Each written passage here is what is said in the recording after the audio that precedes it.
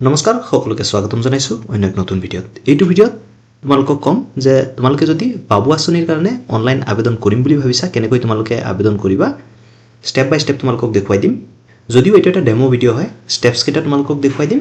তোমালোকে যেতিয়াই link active হৈ যায় নিজৰ মোবাইলৰ পৰাই আবেদন কৰিব পাৰিবা বা যেতিয়াই লিংক এক্টিভ কৰি দিয়ে মই তোমালোকৰ কাৰণে ভিডিঅ' লৈ আনিম মোবাইলৰ জৰিয়তে আবেদন কৰি তোমালোকক দেখুৱাম।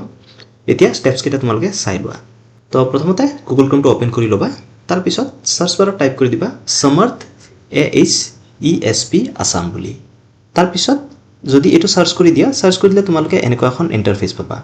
তোমালোকে ইয়াত samarth.edu.in লগইন ষ্টুডেন্ট পোৰ্টেল বুলি দেখা পাবা। তো ইয়াত তোমালোকে ক্লিক কৰি দিবা। ক্লিক কৰিলে তোমালোকে এনেকুৱা এখন ইন্টাৰফেস পাবা।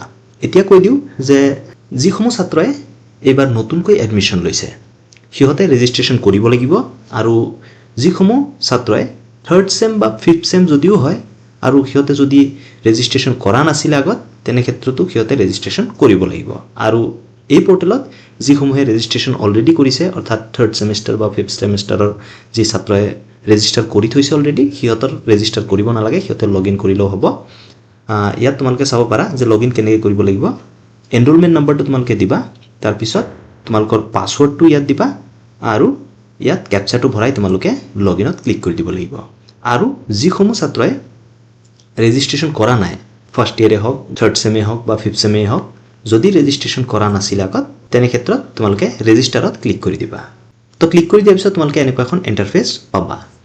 তাৰ পিছত তোমালোকে কি কৰিবা ইয়াত তোমালোকৰ এনৰোলমেণ্ট নম্বৰ বা তোমালোকৰ ৰোল নম্বৰটো দিবা। এতিয়া যিসমূহ থাৰ্ড সেম আৰু ফিফথ সেমৰ ছাত্ৰ আছে সিহঁতৰ এনৰোলমেণ্ট নম্বৰটো জনা আছে বা ৰোল নম্বৰটো জনা আছে, কিন্তু ফাৰ্ষ্ট সেমৰ যিসমূহ ছাত্ৰ আছে সিহঁতৰ কিন্তু এনৰোলমেণ্ট নম্বৰটো জনা নাই বা সিহঁতে নাজানো। তেনে ক্ষেত্ৰত মই তোমালোকক কম যে তোমালোকে কলেজত যাবা, কলেজত খবৰ কৰিবা, ডেফিনেটলি তোমালোকে এনৰোলমেণ্ট নম্বৰটো পাবা। আৰু কিছু ইউনিভাৰ্চিটিৰ ক্ষেত্ৰত এনেকুৱা হয় যে সমৰ্থত তোমালোকে যি ৰেজিষ্ট্ৰেচন কৰিছিলা যি ৰেজিষ্ট্ৰেচন নম্বৰ তোমালোকে পাইছিলা সেইটোৱে তোমালোকৰ এনৰোলমেণ্ট নম্বৰ হয় যদিও কিন্তু এইটো কনফাৰ্ম নহয়। তাৰ কাৰণে তোমালোকে কলেজত এবাৰ খবৰ লৈ ল'বা যে তোমালোকৰ এনৰোলমেণ্ট নম্বৰ কেতিয়া আহিব বা এনৰোলমেণ্ট নম্বৰ কলেজৰ ফালৰ পৰা দিব। তাৰ পিছত তোমালোকে সেই এনৰোলমেণ্ট নম্বৰটো ইয়াত ভৰাই দিবা আৰু এই ক্যাপচাটো ইয়াত ভৰাই দিবা। ভৰাই দি তোমালোকে ৰেজিষ্টাৰত ক্লিক কৰি দিবা। ৰেজিষ্টাৰত ক্লিক কৰি দিয়াৰ পিছত তোমালোকৰ যি ইমেইল আছে যিটো তোমালোকে সমৰ্থ পোৰ্টেলত দিছিলা সেই ইমেইলত এটা OTP যাব আৰু সেই OTPটো তোমালোকে ইয়াত ভৰাই সাবমিটত ক্লিক কৰি দিবা। সাবমিটত যেতিয়া ক্লিক কৰি দিবা তোমালোকে এনেকুৱাকৈ ইন্টাৰফেস পাবা। তোমালোকৰ ইউজাৰ নেম থাকিব আৰু তোমালোকে পাছৱৰ্ড সেট কৰিব লাগিব। তোমালোকে নিউ পাছৱৰ্ড এটা বনাই ল'বা। পাছৱৰ্ডটো তোমালোকৰ এনেকুৱা হ'ব লাগিব, ধৰি লোৱা এক্সাম্পল হিচাপে মই দি দিওঁ assam@123 এটো কেপিটেল দি দিবা, বাকিখিনি স্মল দি দিবা, তাৰপিছত @123 তোমালোকৰ ইচ্ছা অনুযায়ী তোমালোকে পাছৱৰ্ডটো সেট কৰি ল'বা। ইয়াত যিটো পাছৱৰ্ড দিবা সেইটো পাছৱৰ্ড ইয়াতো দিবা, দি ৰিছেট পাছৱৰ্ডত ক্লিক কৰি দিবা। তাৰপিছত তোমালোকৰ যি প্ৰফাইল হয় সেইটো ক্ৰিয়েট হৈ যাব। তোমালোকে আকৌ লগইনত আহিবা। লগইনত অহাৰ পিছত ইয়াত তোমালোকৰ যি এনৰোলমেণ্ট নম্বৰ হয় সেইটো দিবা আৰু যিটো পাছৱৰ্ড তোমালোকে বনাইছা সেই পাছৱৰ্ডটো ইয়াত দিবা। দিয়াৰ পিছত এই যিটো ক্যাপচা আছে এই ক্যাপচাটো ইয়াত ভৰাই তোমালোকে লগইনত ক্লিক কৰি দিবা। তো লগইনত ক্লিক কৰিলে তোমালোকে এনেকুৱা এখন ইন্টাৰফেস পাবা। ইয়াৰ পিছত তোমালোকে একেবাৰে তলত চাব পাৰিবা স্কলাৰশ্বিপ। তো স্কলাৰশ্বিপত ক্লিক কৰি দিবা। ক্লিক কৰি দিলে তোমালোকে এনেকুৱা এখন ইন্টাৰফেস পাবা। তাৰ পিছত তোমালোকে ইয়াত চাব পাৰিবা যে নিযুত বাবু 2026 আৰু জুলাই 26 আৰু ইয়াত তোমালোকে এপ্লাই বুলি পাবা। তো এতিয়া যদি তোমালোকে লগইন কৰিছা তোমালোকে হয়তো এটো নাপাবও পাৰা, কিন্তু তোমালোকে যেতিয়া পাবা ইয়াত ক্লিক কৰি দিবা। এপ্লাইত যেতিয়া ক্লিক কৰি দিবা ক্লিক কৰিলে তোমালোকৰ এনেকুৱাকৈ আহি যাব। তাৰপিছত তোমালোকে ইয়াৰ পৰা বেংকৰ নামটো সিলেক্ট কৰিবা, লগতে তোমালোকৰ ব্ৰাঞ্চৰ নামটো সিলেক্ট কৰিবা, কোন ব্ৰাঞ্চত তোমালোকৰ বেংক একাউণ্ট আছে। ইয়াৰ পিছত IFSC কোডটো হয়তো নিজে নিজে আহি যাব, নতুবা তোমালোকে সিলেক্ট কৰিব লাগিব। IFSC কোডটো দি দিবা।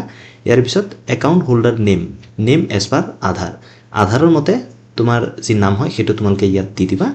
ইয়াৰ পিছত তোমালোকৰ একাউণ্ট নম্বৰটো দিব লাগিব, যিটো একাউণ্ট নম্বৰ বা যিটো বেংক একাউণ্ট তোমালোকৰ আধাৰ কাৰ্ডৰ লগত লিংক হৈ আছে বা সিড হৈ আছে সেই বেংকৰ একাউণ্ট নম্বৰটো ইয়াত দিবা। তাৰপিছত ইয়াত আকৌ সেই বেংক একাউণ্ট নম্বৰটো দিবা। দিয়াৰ পিছত তোমালোকৰ যদি পেন কাৰ্ড আছে তেনে ক্ষেত্ৰত পেন কাৰ্ডৰ নম্বৰটো ইয়াত দি দিবা আৰু যদি নাই তেনে ক্ষেত্ৰত এই বক্সটোত টিক কৰি দিবা।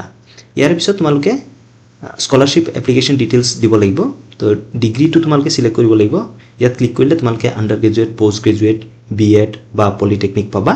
তো তোমালোকে যদি BA, BSc, BCom পঢ়ি আছা তেনে ক্ষেত্ৰত তোমালোকে আণ্ডাৰ গ্ৰেজুৱেট দিবা। যদি তোমালোকে MA MSc MCom কৰি আছা তেনে ক্ষেত্ৰত তোমালোকে পোষ্ট গ্ৰেজুৱেট দিবা আৰু যদি B.Ed কৰি আছা B.Ed দিবা আৰু পলিটেকনিক কৰিলে তোমালোকে পলিটেকনিক দি দিবা তাৰ পিছত তোমালোকে ইয়াত প্ৰগ্ৰাম নেচাৰটো সিলেক্ট কৰিব লাগিব ইয়াত তোমালোকে ৰেগুলাৰ কোৰ্স ৰাখি থবা কাৰণ ৰেগুলাৰ কোৰ্স কৰা ষ্টুডেন্টেহে এই আঁচনি পায় তো ৰেগুলাৰ কোৰ্স বুলি দি দিবা ইয়াৰ পিছত আছে are you a permanent resident of Assam তো এটো ইয়েস কৰি দিবা কাৰণ তুমি অসমৰ স্থায়ী বাসিন্দা হয় তো ইয়েস দি দিবা ইয়াৰ পিছত আছে মেৰিটাল স্ট্যাটাস অফ দা এপ্লিকেন্ট আবেদনকাৰীৰ বৈবাহিক স্থিতি কি তো ইয়াত তোমালোকে যদি বিয়া পাতা নাই বা বিয়া কৰা নাই তেনে ক্ষেত্ৰত তোমালোকে সিঙ্গেল বা আনমেৰিড বুলি দি দিবা ইয়াত ডিভোৰ্স বুলি দিয়া আছে যিসমূহৰ ডিভোৰ্স হৈছে সিহঁতেহে ডিভোৰ্স বুলি দিব তো তোমালোকে যদি বিয়া কৰা নাই তেনে ক্ষেত্ৰত সিঙ্গেল বা আনমেৰিড দি দিবা আৰু যিসমূহে বিয়া পাতিছে সিহঁতে মেৰিড বুলি দি দিব পাৰে তাৰ পিছত ইয়াত আছে ইনষ্টিটিউশন ৰেকগনাইজড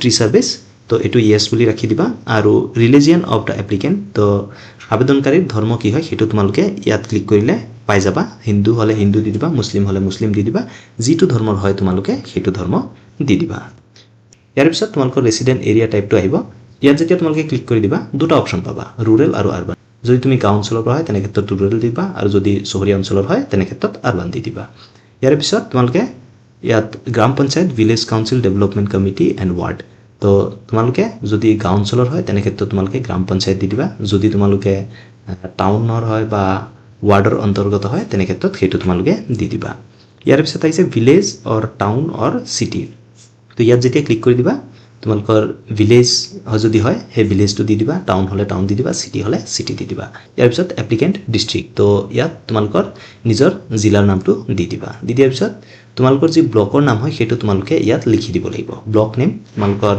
যি ডেভেলপমেন্ট ব্লক হয় উন্নয়ন খণ্ড কোন উন্নয়ন খণ্ডৰ অধীনত হয় হেতু তোমালোকে ইয়াত দি দিবা ইয়াৰ পিছত পুলিশ স্টেশন তোমালোকৰ পুলিশ স্টেশনটো ইয়াত সিলেক্ট কৰি লবা ইয়াৰ পিছত তোমালোকৰ যি LAC হয় অৰ্থাৎ তোমালোকৰ যি বিধানসভা সমষ্টি হয় তাৰ নামটো ইয়াত সিলেক্ট কৰি লবা সিলেক্ট কৰাৰ পিছত তোমালোকৰ ইয়াত আহিব name of the institution from which passed তো তুমি কোন কলেজ বা কোন স্কুলৰ পৰা পাছ কৰিছা বা কোন হায়াৰ সেকেন্ডাৰীৰ পৰা পাছ কৰিছা শেহতীয়াভাৱে হেতু তোমালোকে ইয়াত দি দিবা তাৰ পিছত লাষ্ট এক্সামিনেশন পাস তো তোমালোকে শেহতীয়াভাৱে কি এক্সামিনেশন পাস কৰিছা হায়াৰ সেকেন্ডাৰী হলে হায়াৰ সেকেন্ডাৰী দিবা যদি ডিগ্ৰী পাস কৰিছা ডিগ্ৰী দি দিবা যেটো তোমালোকে পাস কৰিছা হেতু তোমালোকে দি দিবা ইয়াৰ পিছত আহিছে year of last examination pass তো কিমান চনত তোমাৰ শেহতীয়া এক্সাম পাস কৰিছা সেই বছৰটো ইয়াত দি দিবা তাৰ পিছত roll number of last examination pass তো তোমাৰ শেহতীয়া এক্সামৰ যি ৰোল নম্বৰ হয় হেতু তোমালোকে ইয়াত দি দিবা দি দিয়াৰ পিছত তোমালোকে ইয়াত voter ID of the applicant যদি তোমাৰ ভোটাৰ আইডি আছে ভোটাৰ আইডি নম্বৰটো ইয়াত দি দিবা আৰু জিওগ্ৰাফি লেভেল এটো তোমালোকে আসাম বুলি দি দিবা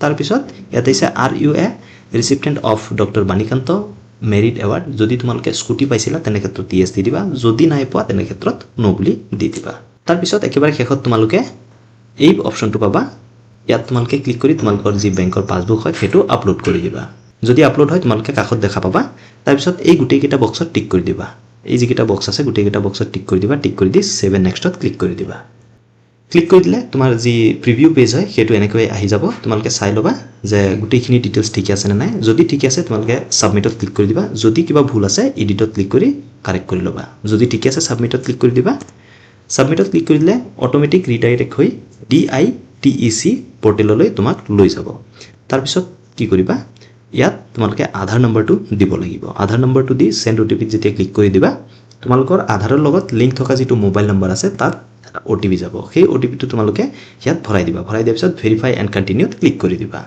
যেতিয়া তোমালোকে ক্লিক কৰি দিবা ক্লিক কৰিলে যদি ভেৰিফাই হৈ গৈছে তেনে ক্ষেত্ৰত তোমালোকে এনেকুৱা এখন ইন্টাৰফেস দেখা পাবা এপ্লিকেশন সেভ সাকসেসফুলি অৰ্থাৎ তোমাৰ যি এপ্লিকেশন হয় হেতু সাকসেসফুল হৈ গৈছে আৰু যদি নহয় ভেৰিফাই ফেল হয় তেনে ক্ষেত্ৰত তোমালোকে এনেকুৱা দেখা পাবা তাৰ পিছত তোমালোকে আকৌ কৰিব লাগিব যদি সাকসেসফুল হৈ যায় তোমালোকে এনেকুৱা এখন ইন্টাৰফেস পাবা মেইল সেন্ড সাকসেসফুলি তো তোমালোকৰ মেইলটো চেক কৰি লবা তোমালোকক মেইল যোগে জনাই দিব আৰু তোমালোকে এই প্ৰিন্ট কপিটো কেনেকৈ ডাউনলোড কৰিবা নেক্সট ভিডিওত মই দেখাম তাৰ কাৰণে এই চেনেলটো সাবস্ক্ৰাইব কৰি থবা যেতিয়াই লিংক এক্টিভেট কৰি দিয়ে আমি লাইভ তোমালোকক এপ্লাই কৰি দেখাম যে কেনেকৈ তোমালোকে আবেদন কৰিবা লগতে তোমালোকে প্ৰিন্ট কপিটো প্ৰিন্ট কৰিব পাৰিবা আশা কৰো তোমালোকে বুজি পাইছা এই ভিডিওটো তোমাৰ বন্ধু সকলোলৈ শেয়াৰ কৰি দিয়া যেন সিহঁতেও এই ভিডিওটো চাই উপকৃত হয় বা সিহঁতেও নিজে আবেদন কৰিব পাৰে যদি ভিডিওটো ভাল লাগিল লাইক এটা কৰি দিবা চেনেলত নতুনলে সাবস্ক্ৰাইব কৰি দিবা লগতে বেল আইকনো দবাই দিবা কাৰণ ইয়াত তোমালোকে একাডেমিক ৰিলেটেড ভিডিওছসমূহ পাই থাকিবা আৰু আমাৰ ইনষ্টা পেজটো তোমালোকে ফলো কৰিবলৈ নাপাহৰিবা ধন্যবাদ জয় অসম